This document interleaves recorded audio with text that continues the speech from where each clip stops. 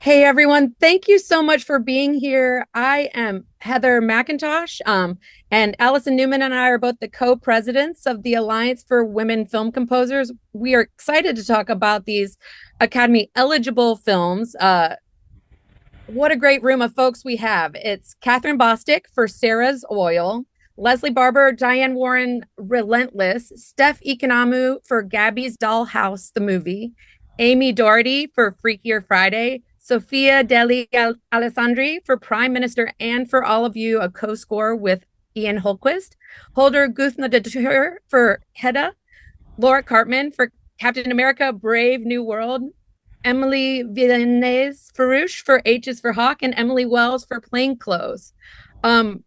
It's so great. We're excited to celebrate each and every one of you. So we're going to just kick off in some. And the first question I'd like to ask for both Kathryn Bostic and for Emilie Levienaise-Farrouch for H is for Hawk. Both of you have projects that are focusing on real people. Kathryn for Sarah Rector, and for Emilie, the story of Helen McDonald and her memoir. How did you find your way into the stories of these characters? And I imagine there's a real responsibility there when you're telling the story of folks that are living, breathing. So how did you get there? Kathryn, we'll start with you. Well, the story of Sarah Rector is just jaw-dropping. She became one of the first African American millionaires at age 11 in 1911, and there was oil found on her property. And as you can imagine, at that time, you know, just the racism and all the different levels of oppression she had to withstand to be able to have this incredible gift of money and lifestyle. And the director Cyrus, he ended up sort of expanding on that storyline. And since it took place in 1911 in Tulsa, Oklahoma, where she's from, I really wanted to get into the heart of that area, but also the heart of her spirit. And the way he wrote the script, he really dignified her with the class and a sense of self that, one of those old soul kind of characters.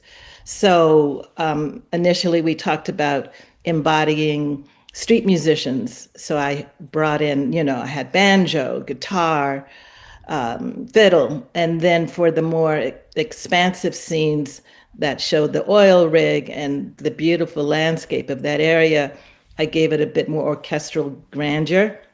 But mainly it was just, I think for me, when I write music, it's always conversation. And I just try to tap into that kind of divination, if you will, and not really overthink too much, because the themes will start popping up when you watch the footage, when you talk to your team of collaborators. And so I really wanted to elevate the earthiness of her character, but also the elegance and the self-awareness of her character, of the truth of who she was to acquire. I mean, $11 million in 1911, please. That's astounding. And also it's a narrative that needs to be told. I think there's so much in our narrative as a country of America that's just not revealed or told or expressed. And I was really proud to be a part of telling her story as an African American young woman who came of age with such dignity. Yeah, it's such an expansive sound. Those orchestral, like, oh, you can just feel the open plains. It's really just stunning what you've done there. It's beautiful, Thank you. beautiful work as always. Thank you. Emilie, talk a little bit about your process. The score is great. I love the string writing that you have, and just this sort of like gradual lift that lives in it. You could just it personifies it in this glorious way. I'd love to hear about your process. Thank you. I mean, it was interesting because I read Helen MacDonald's memoir when I was also going through the grief of a parent. So what's useful with that is because she's so honest and she's discussing so much of her personal philosophy and her feelings in the book, when I came on board to the film, I already had a personal relationship to her thoughts. And I came on board when they were still writing the script, like quite a few months before they were filming, which means that in early conversation with the director, we had an idea of what the score should be. And then in a way that's quite similar to what Kathryn was saying, you then start seeing the footage. And all of a sudden, the idea of a super restrained, super intimate score didn't feel right anymore because, you know, the way they filmed it, they had a couple of hawks that were raised to be comfortable having drones, camera drones, flying next to them. And all of a sudden, you're starting seeing this footage of those birds of prey just flying through the forest, like flying through the fields. And the scale and the excitement of those images, I just knew it had to be reflected in the music. And so the score is kind of a balance between moments when we are within the emotion, the very deep emotions of the character, and then when I wanted to reflect how happy and exhilarating she's finding nature and her relationship with the bird. And then in terms of the texture, I mean, I'm a pianist and I'm deeply envious of string players because your instrument just has so much timbre possibilities. You can create such interesting textures in a way that the piano just can't. And for the rawness of those birds of prey, it just felt like so much more apt. I mean, we barely use any vibrato or any traditional techniques in the score. It's all extreme sulpons, bariolage, and a lot of scordatura. And obviously in London, we're so lucky that we have exceptional musicians. And there's been an ensemble I've been working with for a few years called the 12 Ensemble. And they're unconducted and they know each other so well that it was like working with an organism where they could just create those sounds and just balance them perfectly. And that felt really right for this idea of being at one with nature and just, yeah, they were just very game for exploring weird techniques and weird texture that felt earthy and grounding and yet really, really emotional and very human. Yeah, I really found that when I was listening, I was like, as a cellist, I'm like, are you a string player? Because like the way you could really feel like the bow technique through, like over the fingerboard, all over the place, you really feel the grit of the string and that nuance is there. And I think that's something that speaks toward having time with an ensemble and players that you love and really just incredible work with that. That's I really was like, what's she playing? No, I'm just So jealous. beautiful. It's just the jealousy that made me just study the instruments I can't play. Oh, it's gorgeous. Really gorgeous work. I'm going to hand it off to Allie over here for the next round of questions. Thank you so much. Yeah. We're going to move into talk about the doc space just for a little bit. Sofia, you've got two projects on the chopping block, we'll call it.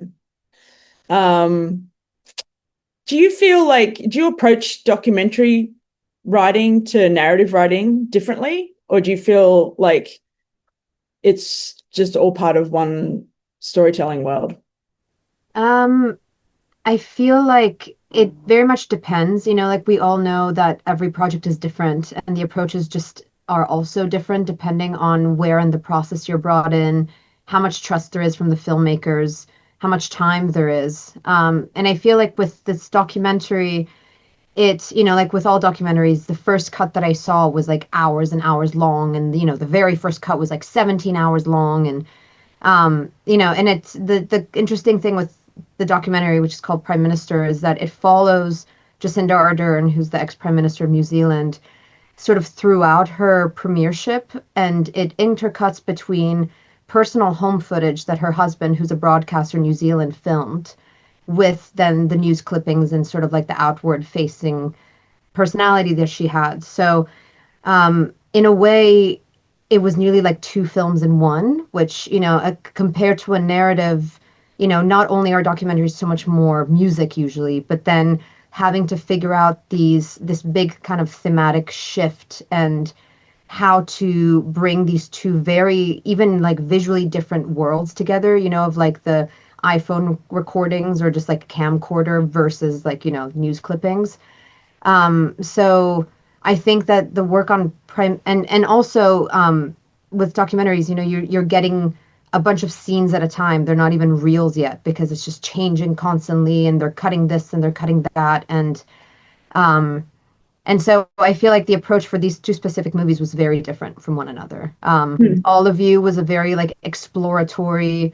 Let's make weird instruments. Let's use my voice to emulate whale sounds and, do all this very sort of abstract work. Whereas Prime Minister had to feel very grounded just because it is about somebody who's still alive who was going to have to okay this. And on top of it, is not only a politician, but then also a woman politician, which, we're all women musicians.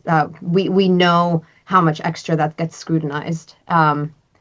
So yeah, maybe that answers your question in a long-winded way. Yeah, I think it does. I think what's really interesting, especially about the, just an ardent, project is just like you're looking at, a woman who's, obviously in the media is like held to account, all this kind of stuff. And I think like in these kind of projects, like the ability to get inside her her head kind of thing and like access the vulnerability in the human is I think always like one of the most challenging things. And I'm just curious like how you kind of approach it at that aspect of it, obviously, because just in terms of the score, there's obviously like that has a lot of drive to it.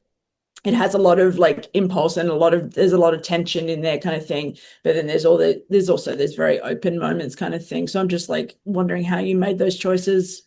I mean, it kind of came down to having to make an executive decision about how to have them contrast but also relate. And I think ultimately what I ended up doing is going from more traditional sound for the more politically charged moments and having it be, even in terms of just compositionally, harmonically, melodically, be a little bit more classical approach in a way.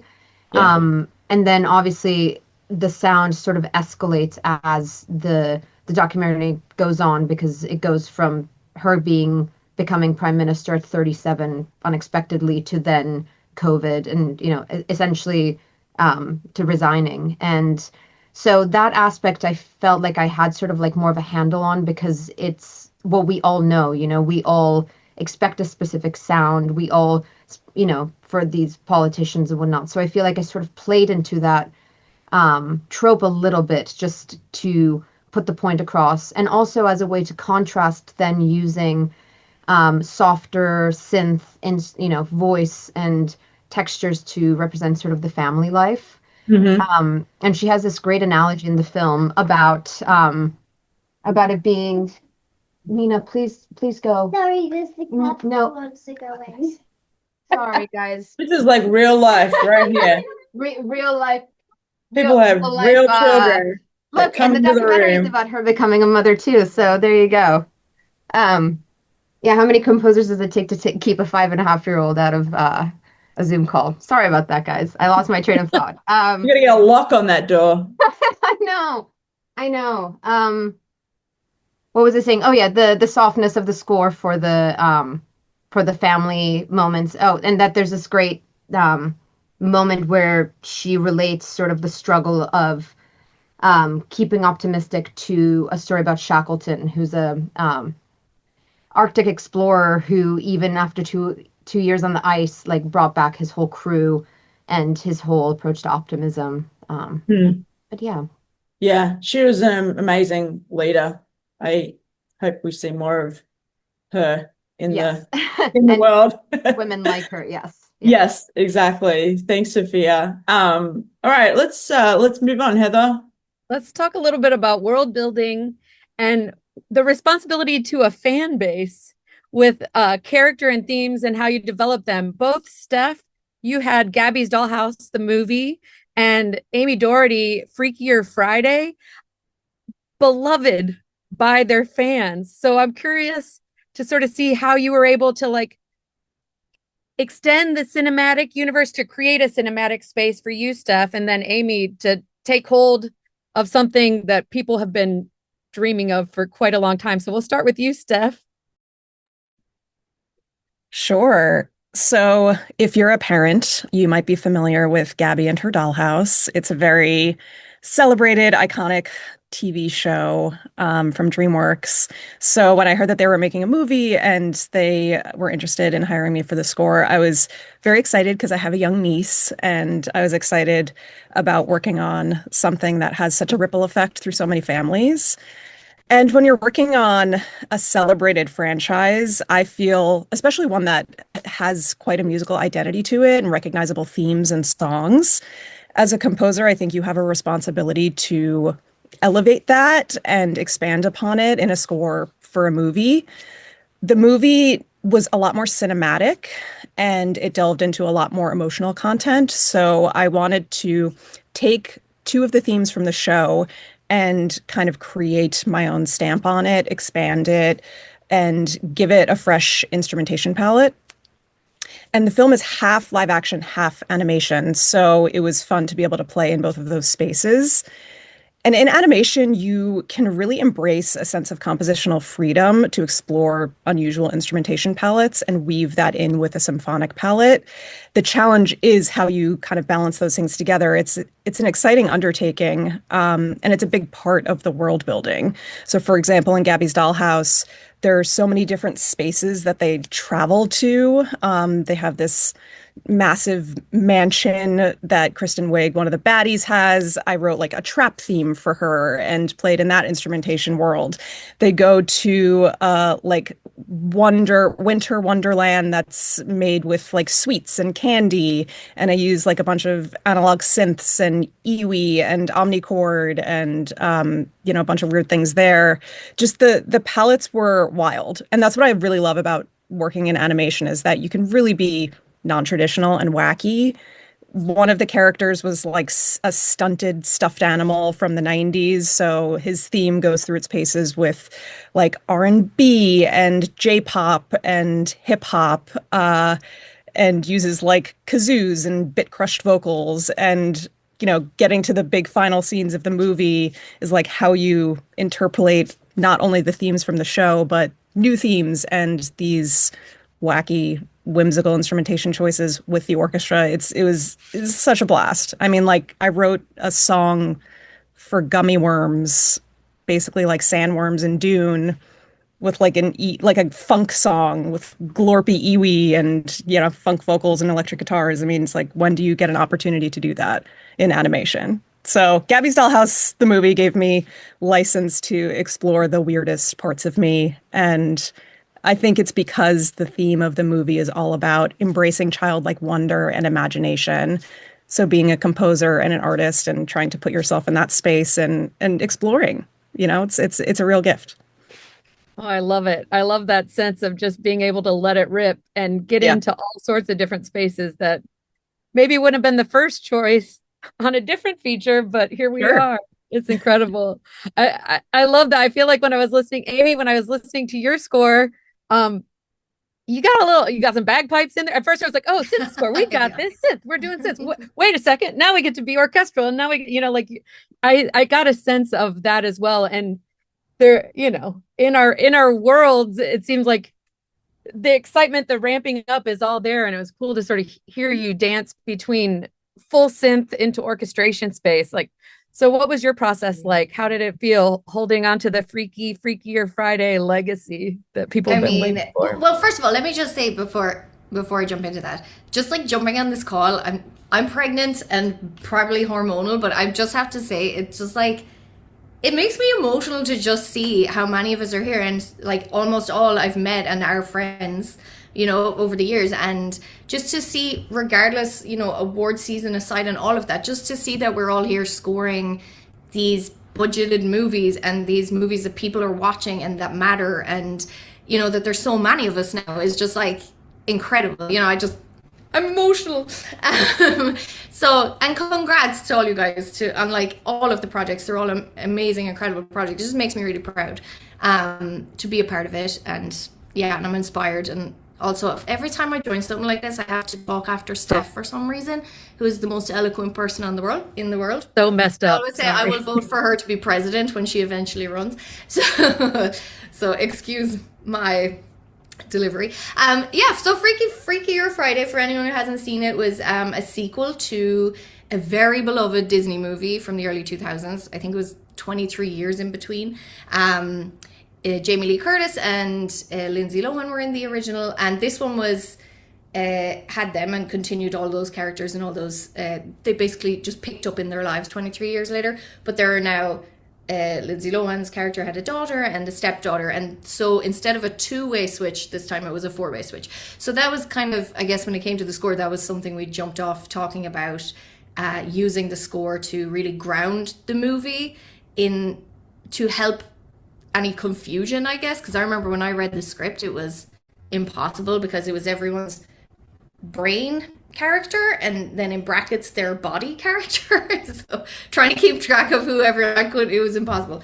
So that was part of what we talked about, but a huge part of this score was kind of grounding the emotional elements and tying them all together as a family, because the score, or the film in general, was very song heavy. You know, there's everything in there from like Spice Girls to Chapel Roan, and then there's like older songs, newer songs, because they were trying to really bring everyone into the fold. You know, there's like Jamie Lee Curtis fans who've, you know, been watching her for 50 years, they were into it. But there's also these 13-year-old girls in the film, and so they used, I think they did a really good job with our amazing music supervisor Linda Cohen to really create that world with the songs. So then when it came to the score, it was about using orchestra a lot to really ground it in. We came up with this family theme that kind of is dotted throughout, and every time they're kind of coming closer throughout the film, the theme is there. And we definitely had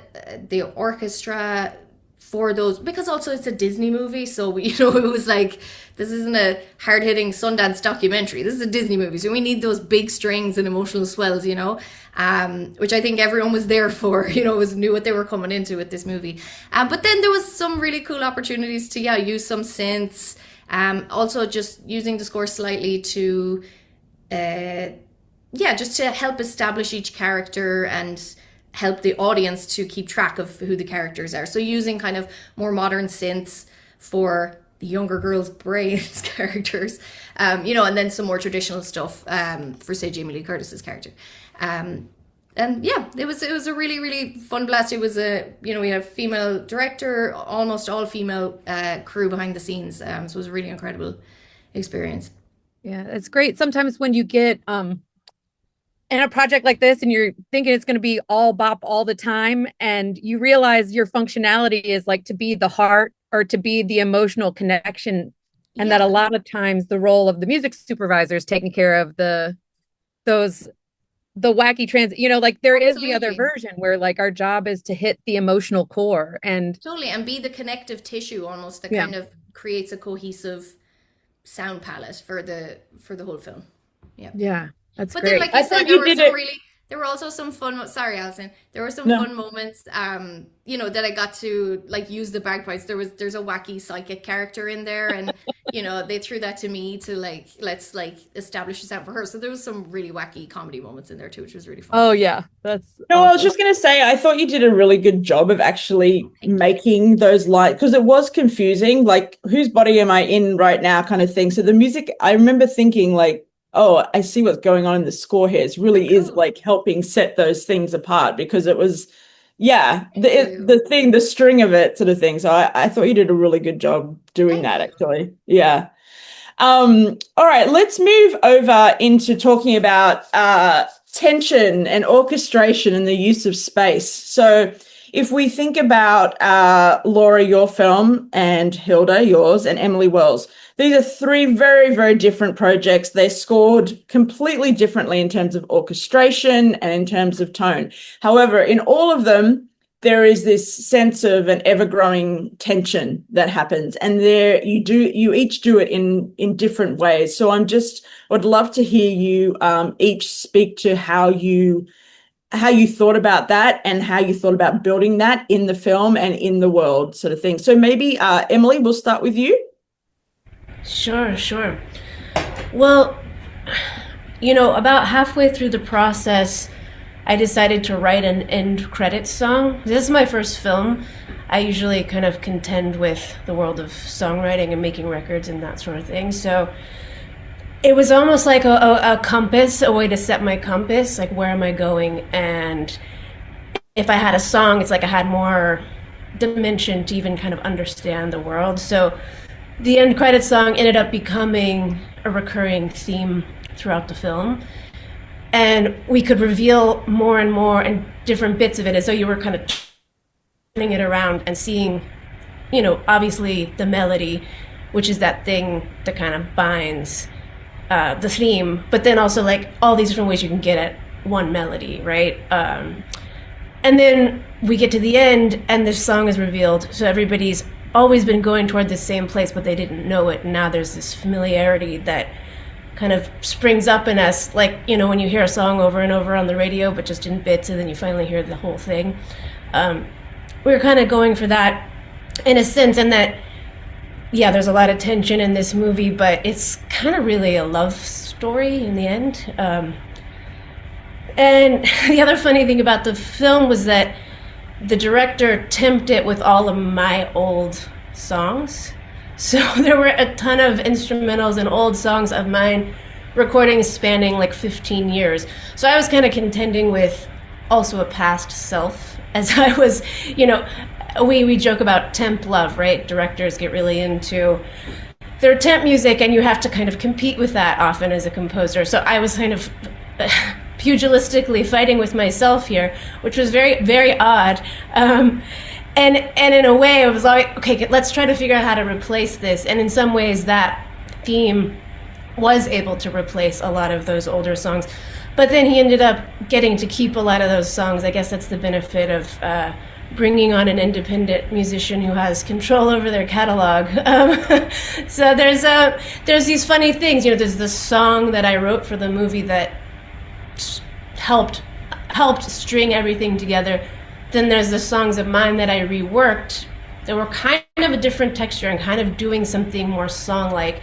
And then there was the score that I built all around it that kind of felt like the musculature of the music world, and the thing that kind of helped people understand where we were and when we were in this kind of noir despair, and when we were, losing it, and when we were in love, and all of that. So.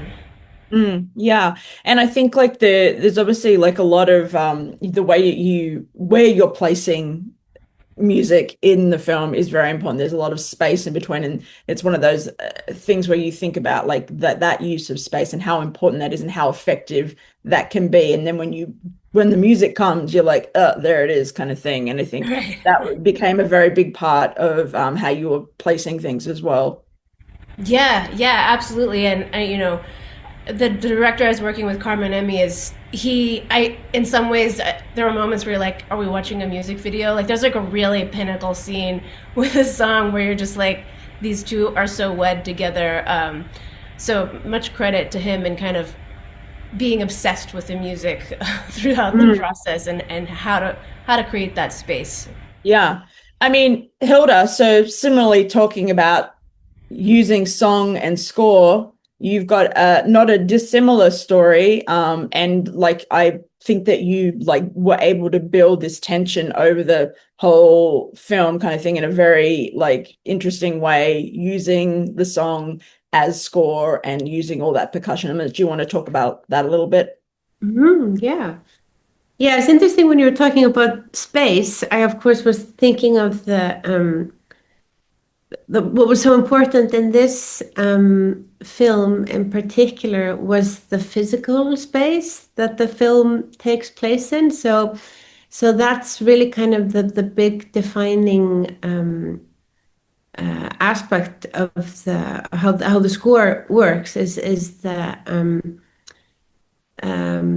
how confined in this space you are, because the whole film we're just in this one house and we're in this one party, and of course in the party there is a band, and so this was one of the things that we knew from the get-go, that there would, the band would be playing songs, and so we knew that songs would be important, and so then was the question of like, how can we tie those things together, like the songs the band are playing, but also like, how can we tie that into the score? So I wrote a song for the band to play that also became the main theme of the whole score, and the kind of emotional driving force of the love story in the band, and also out of the for the characters, who are in my mind of course a band. And out of the band also comes the element that we really needed for the film to have like this excitement to it, because I think percussion is obviously one of the most exciting instruments there is, like, or orchestrations there is. So we really felt like the film is obviously based on a play, and plays can be sometimes a bit weighty. So we felt like we needed the score to be really fun and driving and exciting and forward moving, and kind of bring us into the world of this character who keeps plodding around. So we knew that percussion was going to be kind of the main driving force for that, also because the percussion is still like rooted in the band, and then the emotional parts of the score are carried from the brass instruments that are also playing in the band. So I really wanted to use the orchestration kind of that we were already working with in the band, and kind of use that as the parameters to kind of hold the story. Like, I didn't want the orchestration to stray too far away from where we are physically in the space.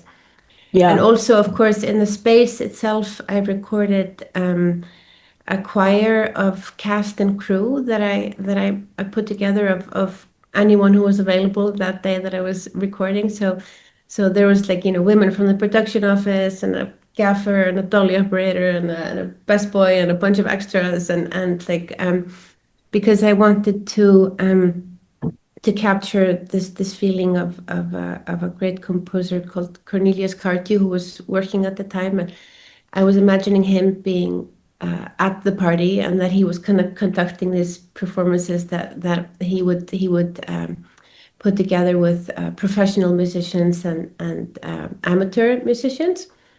So and of course, as we know, like, when you're applying for a job as a gaffer, you don't normally need to have like voice work in your CV. so I was expecting the crew to be, more kind of like unused to using their voices, and the actors to be more familiar with their voices. But I will say that some of the crew had very, very great great singing voices. So in the physical space of the set, like when the one of the main spaces where this kind of big chandelier breaks, we recorded all of the voices and the breathing that we hear throughout the film. That kind of is also an emotional driving force, and so the physical space is very important to this film, and it was recorded. The choir, we recorded all around this broken chandelier, so it was like this really, really wonderful setting for recording. So the physical actual space was definitely very important for yeah. Beautiful. Laura, let's talk about your score. Your score is obviously very epic. It's huge. It relies on a lot of themes, but the tension in that from beginning to end is like to maintain that, and like to build on it. And how do you do that, and how did you approach it, and what kind of fun things did you do to do that? I'm going to tell you, but first I'm going to talk about something else, like Amie did. Amie, I don't have any hormones anymore, so I can't blame them. But I can tell you all that I've been working on a memoir, and I'm close to finishing. And this morning I've just finished kind of the beginning of the alliance and moving into when I became a governor. One of the first things I did as a governor was institute the shortlist. And I did it because I knew if there were 15 names, that there would be women and other underrepresented groups on that 15 names, okay? So now we have 20. And what that means simply is that we all have to show up for each other. Okay, this is ranked choice voting, which means all of you absolutely put yourselves first, but then boom, boom, boom, boom, boom, boom, boom. Because as much progress as we've made, and as incredibly exciting it is for me to see Amie, who was a former student of mine, and Kathryn and Heather, who were like the first people that I helped bring into the academy. As exciting as that is, we also are at a real precipice point where I feel like it could go either way. It could also just go as easily backwards. It's very, very important that we don't look at each other as competitors, and we have to vote for each other. I know I will probably never get elected governor again, but that's okay because I don't think I'll run. Meaning that what I'm saying is illegal, but it's really important. I don't care. So you have to know that everybody's vote counts, and because it's ranked choice, you put yourself first. That means you'll have another, that many first choice votes. But then let's make sure that we represent each other on these lists. Okay, it's very, very important. All right. Anyway, Captain America. It's a boy movie. I was the only, other than sound, Laura Hirschberg, the only female head of department. And I can't believe they hired me, but they did. I started out wanting to use Alan Silvestri's Captain America theme because I think it's a great theme. I was immediately shot down out of that. I guess I'm glad of it, I suppose a little, but I wanted to do it. And what I did was I started out like Hildur, recording a lot of percussion. So Anthony Mackie's character Sam is from New Orleans. So I got in a really, really incredible group of second line percussionists because I wanted to have that feel of New Orleans in the score. But that didn't happen. What happened is I had these incredible percussive sounds that wound up driving the whole score, that wound up, driving the conspiracy nature of the score. And the New Orleans thing, I guess, the three musicologists and me and Nora might know it's there, but probably is not immediately audible to anybody. But like I said, you never know with scoring. And that's why it's so fun to start out recording almost before you score, because new stuff happens that you don't expect and that surprises you and influences the composition. And then, of course, your demos sound better. Like you go in there and you say, oh, I'm going to record percussion. Everybody says, no, we don't want any military percussion. And then you go do it anyway. And then everybody's happy and you don't have to explain it 53 times. It's money well spent. So we did that for Captain America. We recorded a massive orchestra. I think that for me, the fun thing was bringing this kind of almost mid-century conspiracy thriller music to the MCU. Kevin loved it. They structured the whole opening of the film kind of based on my theme and based on that aesthetic. So I feel like I've done enough work over there now where they trust me and they look at me as a real equal collaborator, which is totally fun. And, the whole thing is so unlikely. It's unlikely that at my age and at this point in my life that I have survived independent film and documentaries and that I'm able to score big projects. It shocks me every day. It's a privilege, and it's an even deeper privilege and touches me in ways that you can't imagine, to see you all here and to see the fine work that you're doing.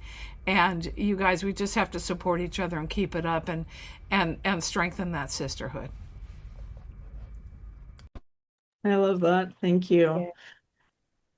I guess speaking to that of ways that we can sort of support our community, let's just sort of go through the ranks and just talk about things you might have told your younger self when you're starting out.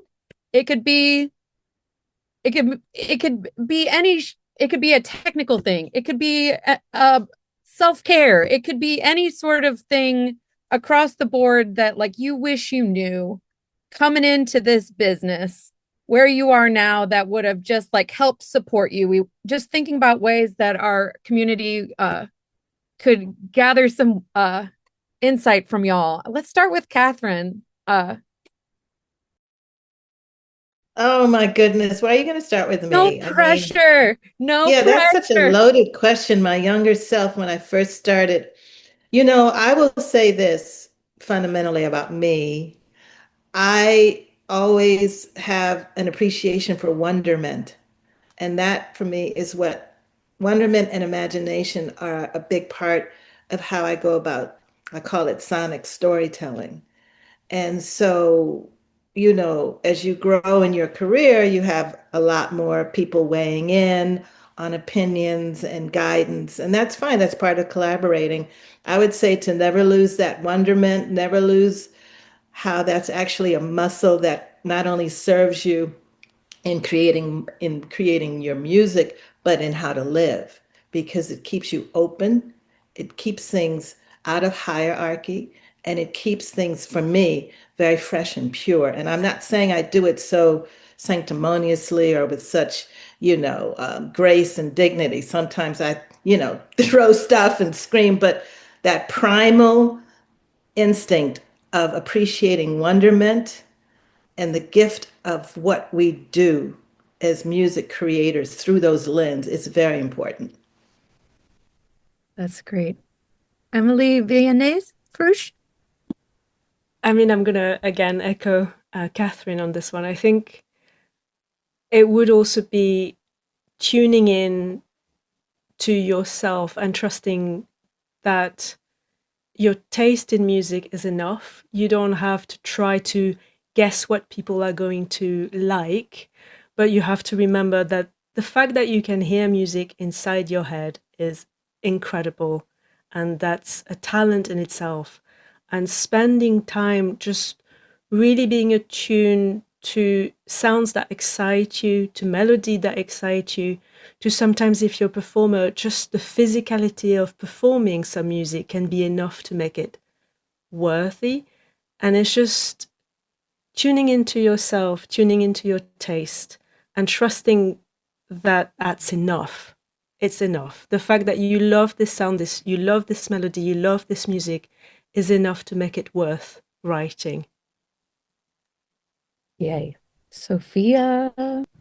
I mean, I feel like I sort of echo what's already been said, but I think I would, if I could tell my younger self to make sure to spend less time worrying about not sounding like everyone else, because I feel like ultimately the reason I'm here is because I don't sound like anyone else and I don't do things correctly. I've never, going back to when I was at Berkeley, I would have teachers pulling me aside and being like, I don't even know how to grade this because it's not the assignment. And I was like, what do you mean? This is music. It's subjective. We all have to bring our own voices. So I wish I could go and tell myself to trust myself more and spend less time worrying about not getting something or getting something. And also really let go of the people that don't serve you. Because I feel like I've spent so much time giving chances to people who proved that they weren't helping, they weren't adding on, they were detracting.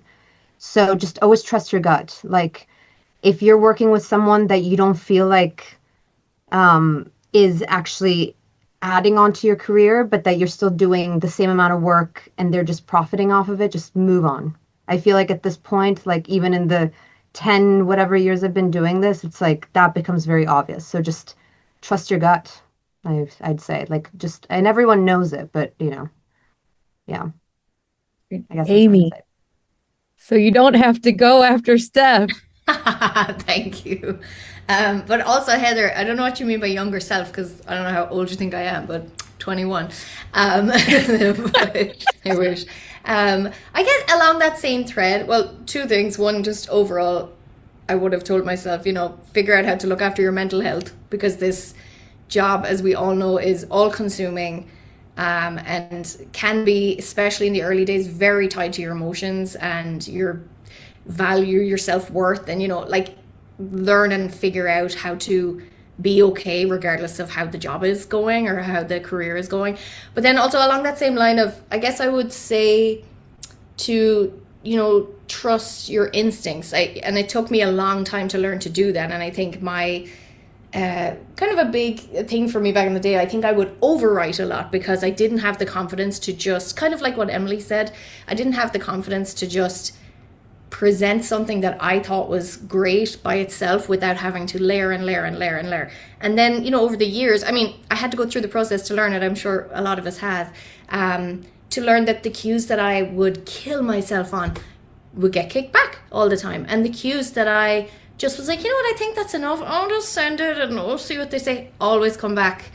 They love it. And it's proved. And I think it's because you're in those cues, you're showing your first instinct and, without the pressure and the lack of confidence of piling other things on. And yeah, that's something that took me a really long time to learn, but I couldn't have known it back then. But just, I guess I would tell my younger self, trust the process. You have to go through this to learn, to then gain the confidence, which I'm still working on. I think we all probably are. I have a question. Oh yeah. So, okay. Just a lead from this, from what you would tell your younger self. I'm curious, for everyone else, on the project that you've just did, can you talk about something that you learnt on the project? Something that the project doing it taught you? Maybe Laura?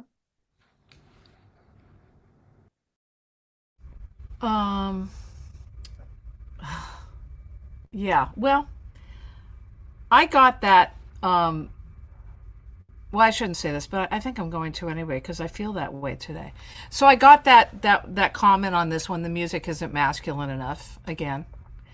And instead of walking away, which is what I wanted to do, which is what I did, by the way, a year later when I just got that one again, this time, because it was only on one cue, I said, well, you can't say that to a woman composer, so find another way to give me the note. What's wrong? What's not working for you? And so I think what I learned is that in this particular case, because it wasn't an overall comment on all of the music, because a lot of the music had been approved, but because that comment was just made on one cue, I was able to work with that, even though it was obviously, really sexist. But later, like I said, in an experience I recently had, because it was about all the music, that comment felt to me like it was about my gender, and there was nothing I could do to get around that one. So I left the project.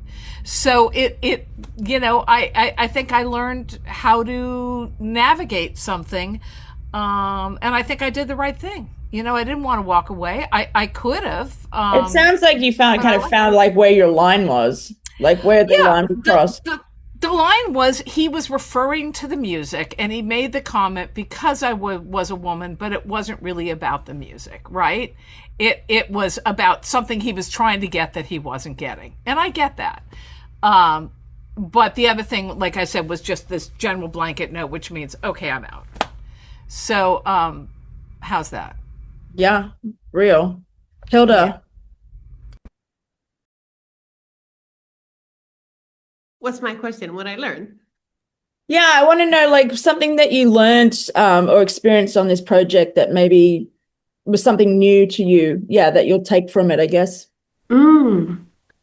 Yeah, I try to have that as a kind of guiding light in every, especially film project that I take on, because I do lots of, I write concert music and I write music for myself, and so I write music with different contexts. But what I love about the film scoring is the chance to learn something else that I, learn about music that I wouldn't have written otherwise. And so I really try to make a point of learning something new for every film I score, or trying out something new, or really exploring something new, or getting out of my comfort zone in some ways. And with this film, what do you feel like that was? I think that was it was the jazz, man. It swings. Yeah, no, it was really just like I really felt that, a lot of actually contrary to what Laura was saying about like getting asked why the music isn't like masculine enough. I really often get the comment like, "Holy fuck, how is this so masculine?" Like, who wrote this music? Because I tend to go kind of heavy-handed with things, and I'm obviously by virtue of where I'm from, I'm kind of dramatic about things, so I tend to be kind of like dramatic and heavy. But I think for this one, I really kind of learned to just have fun and to kind of score as if I was in a jazz band, So I was just really kind of just like, like celebrating everyone that was in the process, in the cast and the crew, and just like everyone sing together. And I wasn't too like maybe as precious about things as I often can be. So I learned to let go sometimes. Yeah, exactly. And I learned to be in a jazz band, which was very fun, which I totally love. So yeah. So. How about you, Emilie? Yeah, I mean, building on what everyone's saying, I think for me it was like, if you think about what makes a great movie, it's performances, right? Like real performances that draw you in, right? So not trying to sanitize the music in a way, allow the performance to be perceived, allow that thing about yourself that only you can do to enter the frame, so to speak, when necessary, and also when to get out of the way. I was it was a little bit of thrown into the deep end for me. I learned everything I know about film scoring so far through this project. But I think, just speaking to what several of you have said, just that trust of the reason why I'm in this room is because of the music that I make, not because of what I think I could make based on other people's film scores, you know what I mean? So yeah, just being comfortable in the room with everybody else that's part of the project in that collaborative process. I mean, what a room we've got here. This has been incredible. I feel so lucky to get to hear what everyone said here. I think that goes for both Allie and I. Everyone, please make sure to check out. We have the changing. Steph. I want to hear Steph. one last thing from Wait, her. no, Steph, talk. Steph. That's okay. We should just close it out. No, you don't want to hear what I have to say. No, you have to say one thing. I want to know one lesson you learned. Okay. Maybe I think there's a way I can maybe answer both questions about my younger self and then something I learned. I would say prioritizing immersing yourself in art in general and being open to absorbing that influence.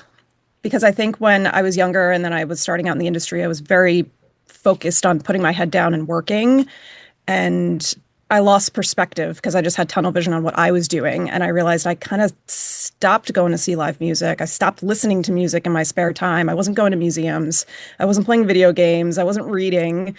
And it's so easy to get lost in that when you are so focused on pounding the pavement and trying to work. And I think in the past few years, I have prioritized that more. And I realized how critical it is to protect and keep your curiosity for art alive. And I think if I didn't start prioritizing that again after my 20s, that I wouldn't have done such wacky, bizarre stuff on Gabby's Dollhouse. I wouldn't have picked up an automaton and kazoos and, like work with an mbira player or a con player to see what strange things could happen because I was kind of creatively closed off without being conscious of that. So I think keeping your curiosity alive for life and music and art influences who you are, not only as a person, but as an artist as well. So I have discovered that on this project and on recent projects and want to encourage younger generations to not lose sight of that as well. Yeah, if you're not living in the world and experiencing life and friends and relationships and people and going to see all the things and do all the things, it's like, how can one possibly say anything about those things? I love that. I feel like this would be a valuable lesson to teach students coming out to LA, because I really feel like, having had the perspective of living there for so long and now living in a place where I find myself having a better life-work balance, I realized it wasn't me. A lot of it is the location. And I think that Steph, that's such a good point, because it's like, whenever I tell people I lived in LA for 9 years, they're like, wow, that's a long time. And it's like, yes, because you get this tunnel vision, because everyone, the first question they ask you is, what are you working on? So of course you're going to be in, so I think, yeah, that's a really, really good point. And you have to take the initiative to discover it in Los Angeles particularly, whereas in New York and London, sometimes you just happen upon art, and that's the beauty of those places. And so you have to find it. You have to work for it. And I think that's often why it can get away from you, this sense of, oh, I'm only focusing on my own work. I'm only in the studio, and it's limiting for your growth. So it's certainly something that we all need to prioritize regardless of where we are. And I think that's right. I think going to the symphony and seeing live music really helps. You figure out orchestration in a way that even listening to it, you don't, because you actually see and hear how things are put together. And there's so many surprises. So, that's something when I've taught that I've always encouraged my students to do, make sure they go and hear live music, because you can't learn how to orchestrate really effectively until you do that, until you see how it's put together almost, and then you can hear it. Yeah. Love to all of you. This was great. Thanks. Thank you, Heather and Allie, for putting it together and doing it so quickly. We so appreciate it. Yeah, thank you all for being here. We're all enormously proud of every one of you and everything that you've made, and we're just here to support. So it was great to hear from you and hear about your projects, and it was great to dive into them and listen to them and see them and everything. And it's nice to get to know you all as humans. So I would say thanks, and we'll see you all around sometime. And this will be it'll be up on streaming, and you'll see check out our social media, follow the AWFC, make sure you repost and share. And also, everyone, make sure you vote for all the awards that are coming up. Please vote. Thank you. Thanks, everyone. Bye.